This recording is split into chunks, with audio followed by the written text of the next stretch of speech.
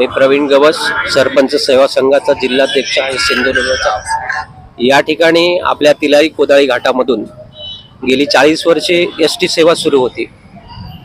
ही ST सेवा कोणतेही कारण नसताना मान्य जिल्हाधिकाऱ्यांच्या आदेशाने या ठिकाणी बंद झाली। गेले 4 महिने प्रवाशांचे जे हाल होतात आणि शालेय विद्यार्थ्यांचे जे हाल होतात, या सगळ्या गोष्टींचा पाठपुरावा करणं, तसेच या सगळ्या एसटी पुन्हा चालू होण्यासाठी गेले 3-4 महिने आम्ही प्रयत्न करत आहोत।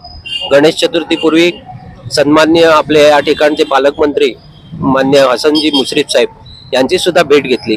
त्यांनी कलेक्टर साहेबांशी या ठिकाणी फोनवर संभाषण केलं।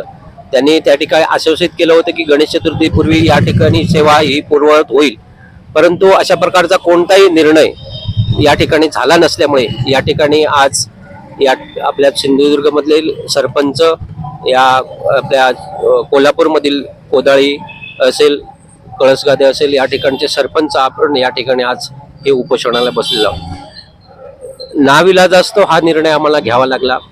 गेले 4 महिने पाठपुरावा करून देखील कोणताही निर्णय झालेला नाही। गेली 40 वर्षे ही सेवा, ज्यावेळी तिलारी घाट हा अनधिकृत होता, म्हणजे तिलारी घाट इरिगेशन डिपार्टमेंटकडे होता, त्याने अवजड वाहने किंवा इतर सगळ्या खाजगी वाहनांना त्या ठिकाणी प्रवेश बंद केला होता।